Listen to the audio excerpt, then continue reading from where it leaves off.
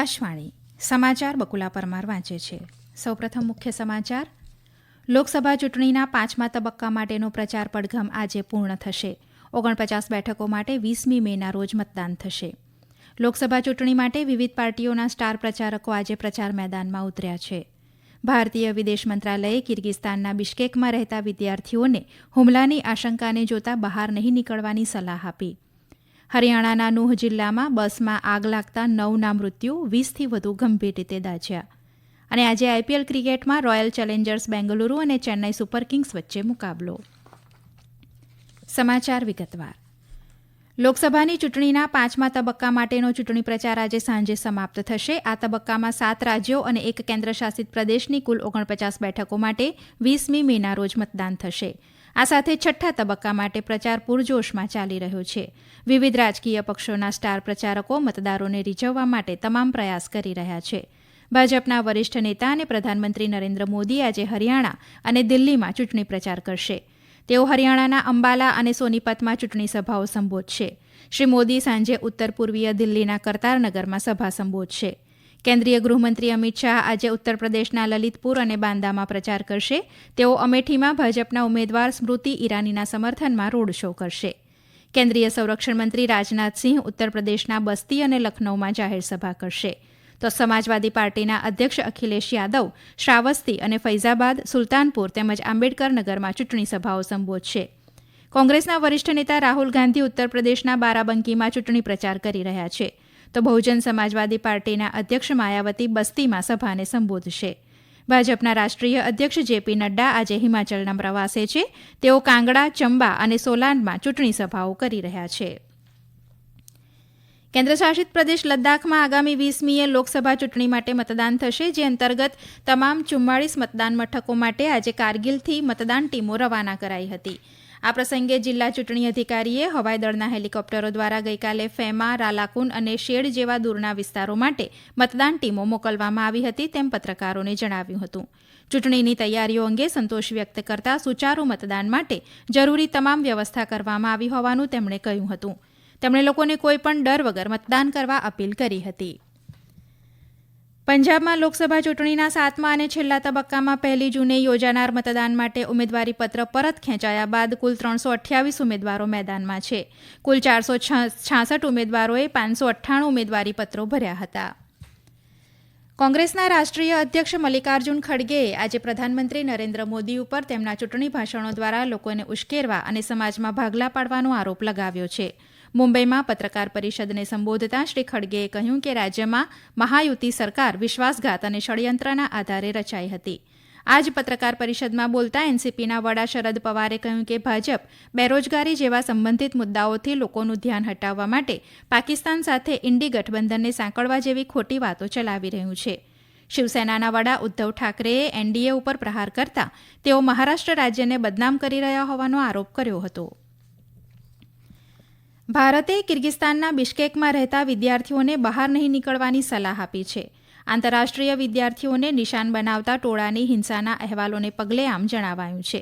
બિશ્કેકમાં ભારતીય વિદ્યાર્થીઓની સલામતીની ખાતરી આપતા વિદેશમંત્રી ડોક્ટર એસ જયશંકરે પરિસ્થિતિ ઉપર નજર રાખવામાં આવી રહી હોવાનું જણાવ્યું હતું. તેમણે વિદ્યાર્થીઓને એમ્બેસી સાથે નિયમિત સંપર્કમાં રહેવાની પણ સલાહ આપી છે.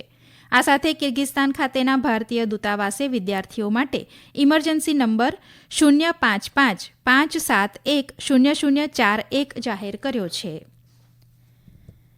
દિલ્હી મહિલા પંચના પૂર્વ અધ્યક્ષ અને રાજ્યસભા સાંસદ સ્વાતિ માલીવાલ સાથેના કથિત દુર્વ્યવહાર કેસમાં દિલ્હી પોલીસે અરવિંદ કેજરીવાલના મુખ્ય સચિવ બિભવ કુમારની અટકાયત કરી છે. અગાઉ દિલ્હીની એઇમ્સ દ્વારા સ્વાતિ માલીવાલનો તબીબી રિપોર્ટ રજૂ કરાયો હતો, જેમાં તેમને ગંભીર ઈજાના નિશાન હોવાનું કહેવાયું હતું. તો આમ આદમી પાર્ટીના વરિષ્ઠ નેતા આતિશીએ સ્વાતિ માલીવાલના દાવાઓને ફગાવી દીધા છે. તેમણે પત્રકારો સાથેની વાતચીતમાં કહ્યું કે આજે એક વિડીયો સામે આવ્યો છે જે સ્વાતિ માલીવાલના દાવાઓને નકારે છે. તેમણે આ મામલે ભારતીય જનતા પક્ષ સામે કાવતરું રચવાનો આરોપ મૂક્યો હતો. ઉલ્લેખનીય છે કે સ્વાતિ માલીવાલે દિલ્હીના મુખ્યમંત્રી અરવિંદ કેજરીવાલના મુખ્ય સચિવ બિભવ કુમાર સામે દુર્વ્યવહારનો આરોપ મૂકતા તેમની સામે ફરિયાદ નોંધાવી હતી. આ સમાચાર આપ આકાશવાણી ઉપરથી સાંભળી રહ્યા છો.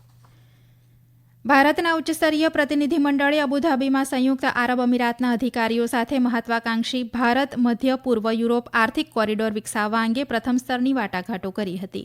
બંને દેશોએ 3 મહિના પહેલા આ પ્રોજેક્ટ સંબંધિત કરારો પર હસ્તાક્ષર કર્યા હતા. વહાણવટા, જળમાર્ગ મંત્રાલય, વાણિજ્ય અને ઉદ્યોગ મંત્રાલય, Central Board of Excise and Customs અને દીનદયાળ ઉપાધ્યાય કંડલા પોર્ટના વરિષ્ઠ અધિકારીઓની બનેલી આંતર મંત્રાલયની ટીમે ગત 15થી 17મી મે દરમિયાન યુએઈના મુખ્ય વહાણવટા બંદરોની મુલાકાત લીધી હતી. દરમિયાન ટીમે ખલીફા પોર્ટ, ફુજેરાહ પોર્ટ અને જેબેલ અલી પોર્ટના અધિકારીઓ સાથે આર્થિક કોરિડોર સહિત માલસામાનની સરળ અવરજવર અંગે વિસ્તૃત ચર્ચા કરી હતી. આ પ્રતિનિધિમંડળ યુએઈ કસ્ટમ અધિકારીઓને પણ મળ્યું હતું. હરિયાણાના નૂહ જિલ્લામાં જલંધરથી મથુરા જઈ રહેલી એક બસમાં આગ લાગતા 9 લોકોના મોત થયા છે. અકસ્માતમાં 24 લોકો ગંભીર રીતે દાઝી ગયા છે, જેમને નજીકની હોસ્પિટલમાં સારવાર અર્થે ખસેડાયા છે. બસમાં પંજાબ અને હરિયાણાના 60 મુસાફરો સવાર હતા. દુબઈમાં ચાલી રહેલા ગલ્ફ ન્યૂઝ શિક્ષણ મેળામાં વિદ્યાર્થીઓને રોજગાર ક્ષેત્રે પ્રોત્સાહન માટે આંતરવિષયક શિક્ષણ અનિવાર્ય હોવાનું શિક્ષણવિદોએ કહ્યું છે. મણિપાલ યુનિવર્સિટી અને મિડલસેક્સ યુનિવર્સિટીના પ્રતિનિધિઓએ નવાચારના ક્ષેત્રે કાર્યબળની માંગ પૂરી કરવા વિશે વાત કરી હતી. મણિપુર ઉચ્ચતર શિક્ષા અકાદમીના સચિવ ડોક્ટર એસ સુધીન્દ્રાએ ટેકનોલોજીમાં આવી રહેલા બદલાવોને જોતા આંતરવિષયક અભ્યાસ ઉપર ભાર મૂક્યો હતો. હવામાન વિભાગે આગામી 24 કલાકમાં તેલંગાણા, તટીય કર્ણાટક, તામિલનાડુના કેટલાક ભાગો ઉપરાંત કેરળ, લક્ષદ્વીપના કેટલાક ભાગો તેમજ આંદામાન નિકોબાર ટાપુ ઉપર હળવોથી મધ્યમ વરસાદની જ્યારે કેટલાક સ્થળોએ ભારે વરસાદ પડવાની શક્યતા વ્યક્ત કરી છે. પૂર્વોત્તર ભારત, વિદર્ભ, મરાઠવાડા, દક્ષિણ અને મધ્ય મહારાષ્ટ્ર ઉપરાંત ગુજરાતના કેટલાક ભાગોમાં હળવો વરસાદ થવાની સંભાવના છે. જોકે ગુજરાત સહિત પંજાબ, હરિયાણા, દિલ્હી, ઉત્તર પ્રદેશ, બિહાર તેમજ રાજસ્થાનના મોટાભાગના વિસ્તારોમાં હવામાન શુષ્ક રહેશે અને ગરમીમાં વધારો થઈ શકે છે. તો કેરળમાં આગામી કેટલાક દિવસોમાં ભારે વરસાદની શક્યતા છે. રાજ્યના પલક્કડ અને મલ્લાપુર જિલ્લાઓમાં ઓરેન્જ એલર્ટ જ્યારે અન્ય 6 જિલ્લાઓમાં યલો એલર્ટ જાહેર કરાયું છે. હવામાન વિભાગે માછીમારોને દરિયો નહીં ખેડવાની સલાહ આપી છે. ગુજરાતમાં ગરમીનો પ્રકોપ યથાવત છે. સુરેન્દ્રનગર જિલ્લામાં ગઈકાલે મહત્તમ તાપમાન 44.7 ડિગ્રી સેલ્સિયસ નોંધાયું હતું, જ્યારે અમદાવાદ 44.2 ડિગ્રી સેલ્સિયસ તાપમાન સાથે બીજું સૌથી ગરમ શહેર રહ્યું હતું.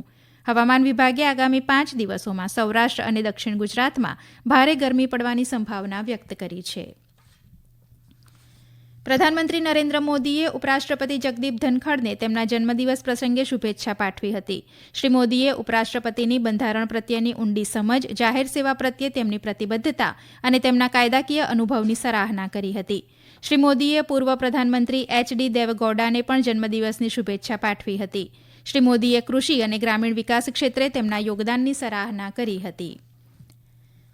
આઈપીએલ ક્રિકેટમાં આજે રોયલ ચેલેન્જર્સ બેંગલુરુ અને ચેન્નાઈ સુપર કિંગ્સ વચ્ચે બેંગલુરુના એમ ચિન્નાસ્વામી સ્ટેડિયમમાં મેચ રમાશે. દરમિયાન ગઈકાલે રમાયેલી મેચમાં લખનૌ સુપર જાયન્ટ્સે મુંબઈ ઇન્ડિયન્સને 18 રનથી પરાજય આપ્યો હતો. લખનૌએ મુંબઈ સામે જીત માટે 215 રનનો લક્ષ્યાંક મૂક્યો હતો, જેના જવાબમાં મુંબઈની ટીમે 20 ઓવરમાં 196 રન બનાવ્યા હતા. આ જીત છતાં લખનૌની ટીમ પ્લે ઓફમાંથી બહાર થઈ છે. મુંબઈ ઇન્ડિયન્સની ટીમ પહેલાથી જ બહાર થઈ ગઈ છે. બેંકોકમાં રમાઈ રહેલી થાઇલેન્ડ ઓપન બેડમિન્ટન ટુર્નામેન્ટની પુરુષ ડબલ્સની સેમીફાઇનલમાં ભારતના ચિરાગ શેટ્ટી અને સાત્વિક સાંઈરાજ રેન્કીરેડ્ડીનો મુકાબલો કોરિયાની ટીમ સામે થશે. ભારતીય જોડીએ ક્વાર્ટર ફાઇનલમાં મલેશિયાના જુનૈદ આરિફ અને રોય કિંગ યાપની જોડીને પરાજય આપ્યો હતો. મહિલા ડબલ્સની સેમીફાઇનલમાં આજે ભારતના અશ્વિની પોનપ્પા અને તનિષા ક્રાસ્ટોની જોડી થાઇલેન્ડની મહિલા ડબલ્સની ટીમ સામે રમશે. અંતમાં મુખ્ય સમાચાર ફરી એકવાર. લોકસભા ચૂંટણીના 5મા તબક્કા માટેનો પ્રચાર પડઘમ આજે પૂર્ણ થશે. 49 બેઠકો માટે 20મી મેના રોજ મતદાન થશે. લોકસભા ચૂંટણી માટે વિવિધ પાર્ટીઓના સ્ટાર પ્રચારકો આજે પ્રચાર મેદાનમાં ઉતર્યા છે. ભારતીય વિદેશ મંત્રાલયે કિર્ગિસ્તાનના બિશ્કેકમાં રહેતા વિદ્યાર્થીઓને હુમલાની આશંકાને જોતા બહાર નહીં નીકળવાની સલાહ આપી. હરિયાણાના નૂહ જિલ્લામાં બસમાં આગ લાગતા 9ના મૃત્યુ, 20થી વધુ ગંભીર રીતે દાઝ્યા. અને આજે આઈપીએલ ક્રિકેટમાં રોયલ ચેલેન્જર્સ બેંગલુરુ અને ચેન્નાઈ સુપર કિંગ્સ વચ્ચે મુકાબલો. આકાશવાણી ઉપરથી સમાચાર પૂરા થયા.